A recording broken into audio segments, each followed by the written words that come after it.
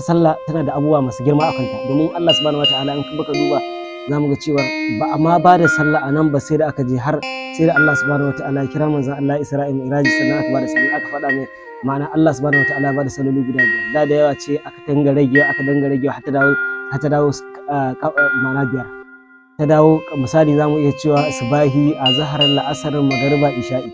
Zamu ga sallah tana da abubuwa da dama. Duk mutumin da ya kiyaye sallah to Allah subhanahu wataala ma'ana Allah zai karrama shi a nan duniya da ran tashin kiyama. Ba karamin mutum karance yake samu ba, domin zamu ga cewa ya zo a hadisi daga manzon Allah sallallahu alaihi wasallam, ma'ana manzon Allah sallallahu alaihi wasallam ya faɗa hadisi shi da duk mutumin da ya kiyaye sallolin nan ma'ana guda 5 ne ya kiyaye salloli, to Allah subhanahu wataala zai mai abubuwa guda 5. Misali kaɗan daga cikin su, na farko Allah subhanahu wataala ba zai kuntata rayuwarsa ba, mana Allah subhanahu wataala zai yalwata masa rayuwarsa, ma ba zai kuntata a cikin rayuwarsa ba. Wani kunci na rayuwa na tashi hankali na kakanuka yi a rasa abin da zai ci a gidansa ma in Allah da ba zai rasa ba, in dai mutum ya rike sallah sallolin guda 5 yayi su akan lokaci yadda Allah subhanahu wataala ya ce a yi su, insha Allah yana kamanta Allah subhanahu wataala zai masa wannan tagomashi. Allah ba zai kuntata rayuwarsa ba, sannan zai rayuwa mai kyau ingantacciya. Wannan sallah ce wannan fa saboda muhimmancin ta.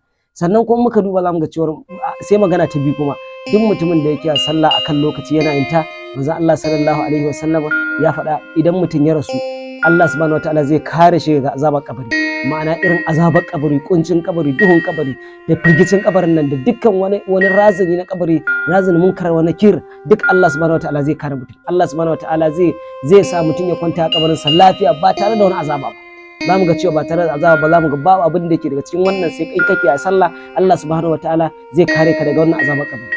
Sannan kuma a ranar lahira Allah subhanahu wataala zai sa babban al'amari shine lahira fa. Allah subhanahu wataala zai sa karbi ma'ana ka karbi wannan dinka littafinka da hannun dama, ka karbi littafinka da hannun dama. Muka zo zamu ga uku kenan, za ka karba littafinka da hannun dama, waɗanda za ga suna karba da hagu Allah kiyaye mu, amma kai littafinka da hannun dama za ka karba. To Allah subhanahu wataala ya samu daga cikin su, kuma Allah ubangiji ya ba mu ikon kiyaye sallah akan lokacin da kuma Allah ubangiji ya ba mu ikon yinta. Domin sallah kuma sai na 4 a ranar lahira kuma Allah subhanahu wataala zai sa ka tsallake siradi da gudu kamar walƙiya, kamar ka kyafta idan ka bude haka za ka tsallake siradi. Zamu ga cewa babu abin da yake da cikin tagomashi irin wannan shine sallah akan lokaci. Sallah akan lokaci ka kiyaye su, ma'ana sallah akan lokaci. Da nan kuma sallah an ka kiyaye ta za ta hana ka daga alfasha da abin ki da wani abu, domin inna salata hana alfasha wal munkar, tana hana alfasha da abin ki duk zinace-zinacen nan in ka kiyaye, in Allah da in ka kiyaye da sallah, to Allah subhanahu wataala zai kare ka da su. Sannan kuma Allah subhanahu wataala duk wasu manyan kaba'irai Allah subhanahu wataala sai kaga ya kare ka da su, ya ga baka aikata. Sannan duk mutumin da ya kiyaye sallah akan lokacin ka Allah subhanahu wataala kuma sannan Allah subhanahu wataala zai sa ma'ana ya shiga aljanna, ma'ana Allah subhanahu wataala zai shigar da shi aljanna ba tare da hisabi ba. Zamu ga cewa me kai wannan, kaga zamu ga guda 5 zaka tsallake siradi lafiya lau, babu azabar kabari. Sai za ka karɓi littafinka a hannun dama, ka gani za ka karɓi littafinka a hannun dama. Za mu ga cewa ba abin da ya fi wannan alkhairi, za ka shiga aljanna, ka gani za mu ga babu irin abin da ya fi wannan alkhairi a irin wannan abu. Ga kuncin kabari Allah zai kare ka, in ka lissafa abu 5 kamar shi mun kawo, babu abin da ya kai wannan kai sallah akan lokaci. Sannan in ka duba saboda muhimmancin sallah ma za mu ga cewa mara lafiya ma shi kanshi ma ana umarta su lokacin sallah tashi sallah.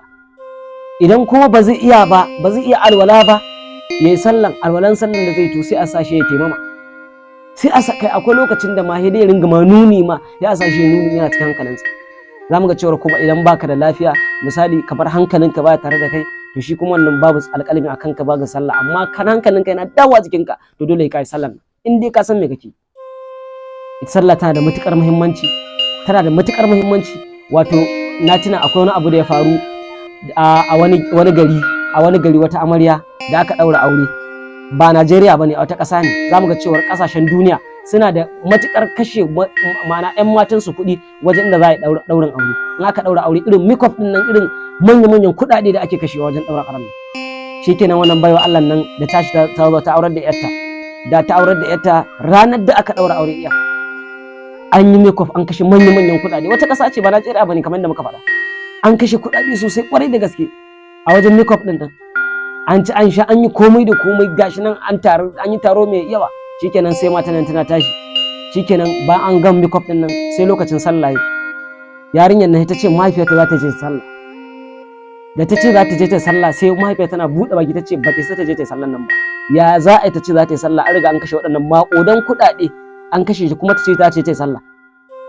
Shine yarinyar nan ta rasa yadda za ta yi, da ta rasa yadda za ta yi sai ta fake idan mahaifiyar nan nata, da ta fake idan mahaifiyar nata kawai sai ta je ta ɗora alwala. Da ta je ta ɗora alwala, tana cikin alwalan ta riga ta kammala alwalan nan, lokacin ba mahaifiyar ta bata nan, ta tashi da gurin ta je ta wannan abu, tana miƙewa tsaye wallahi kawai bayo Allah nan sai ta faɗi sai mutuwa. Dama Allah subhanahu wataala ya faɗa cikin alqur'ani kullu nafsin za'iqatul maut, dukkan mai rai mamaci ne. Yanzu mu duba mu gani fa, wannan bayo Allah nan fa ta riga ta yi alwalan nan ta yi niyya, innamal a'malu binniyati likulli imrin ma nawa, domin ta yi niyya da lokacin sallah nan ta kiyaye saboda tsoron ubangijinta, ta ga cewa ta saba ma ubangiji, ta saba mana da ta saba mana ubangiji, wanda ta saba mahaifiyar ta kiyarda da maganar mahaifiyar nan kada ta tashi ta wanke makeup din, ta ce ta wanke shi, sai ta bari mahaifiyar ta bata nan. Muka duba ta riga ta azanci, sai ta ga mahaifiyar ta bata nan kawai ta aikata, wanda ta saba mahaifiyar ta saba ma ubangiji.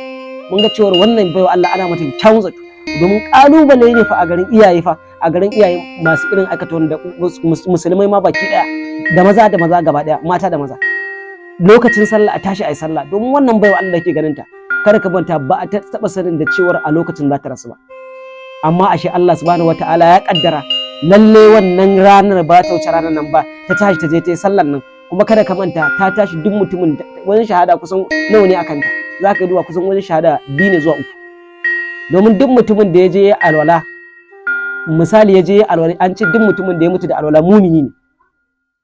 Alhamdulillah ana mata kyawun zato akan wannan. Sannan kuma duk mutumin da ya gama alwala ana sa ran ya ce ashhadu an la ilaha illallah wahdahu la sharika lahu wa ashhadu anna muhammadan abduhu wa rasuluhu allahumma ij'alni minat tawwabin waj'alni minat tahirin waj'alni min ibadika salihin. An ce ana son mutum ya wannan abu. To za mu ga cewa in Allah ya kaddara kaga tayi, kaga ana mata kyawun zato da wannan abu, dai ta gama alwalan ta miƙe tsaye ko wannan abin ya fara da ita, Allah subhanahu wataala dauki ranta.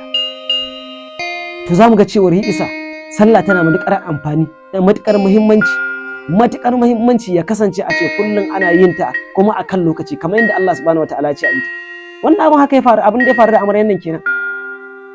Za mu ga cewa ta ce ta bai mahaifiyar nan nata akan saban wannan ɗinin, to tabbas ba za ta je ta sallah ba, ta je lahira a tambaye ta me yasa lokacin sallah ba ta yi sallah ba, akan mikop me yasa ba ta yi ba. Amma Allah subhanahu wataala alhamdulillah ta yarda ta bi umarnin ma'ana Allah subhanahu wataala ta je ta yi sallah. Za mu ga cewa abin da tambaye za a ta yi, an tambaye ta akan lokacin sallah nan ba ta yi. Yasa muna kira daga iyaye mata, in dai lokacin sallah yayi, duk wata amarya muna kira ga su, muna ba su shawara, muna musu nasiha kuma da kan cewar in dai lokacin sallah yayi, wannan makeup din da aka yi a wanke shi kawai, domin sallar ta fi muhimmanci akan makeup din.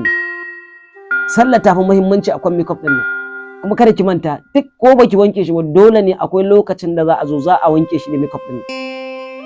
Wanda ma a ce ya kasance a ce a kai ma amaryarka a yanayin da take, ba a zo a caccaba mata wannan abu, tun da wanke shi za a yi, ko fa an riga an wanke fa shikenan an gama komai, an gama komai. Ta dan shafa dan wannan danta, dan man shafawanta, ta dan shafa dan jan bakinta, ta shafa dan wannan jagiranta, shikenan kawai, ta shafa man lebanta, shikenan kawai, alhamdulillah. Wannan ko an wanke ba komai, amma makeup din na a ce aka shi manyan kuɗaɗe, a ce lokacin sallah ba za a tashi a yi sallah ba, wanda cewa za mu ga cewa Allah subhanahu wataala da tahziri akan sallan nan fa. Allah subhanahu wataala yana gargadi sosai akan sallah, yana gargadi sosai akan sallah.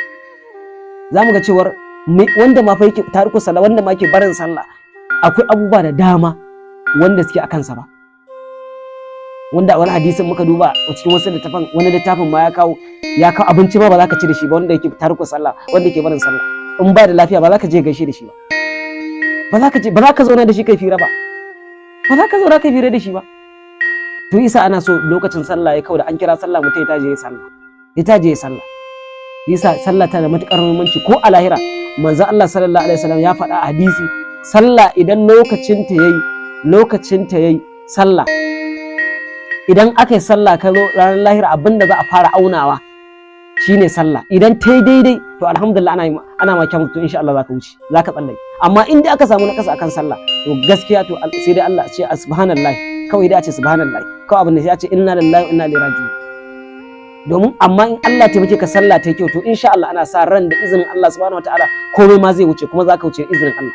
to Allah subhanahu wataala ya gafarta mana, Allah subhanahu wataala ya bamu ikon yin sallah akan lokaci, kuma Allah subhanahu wataala ya tabbatar mana da alkhairansa alfarman manzon Allah sallallahu alaihi wasallam.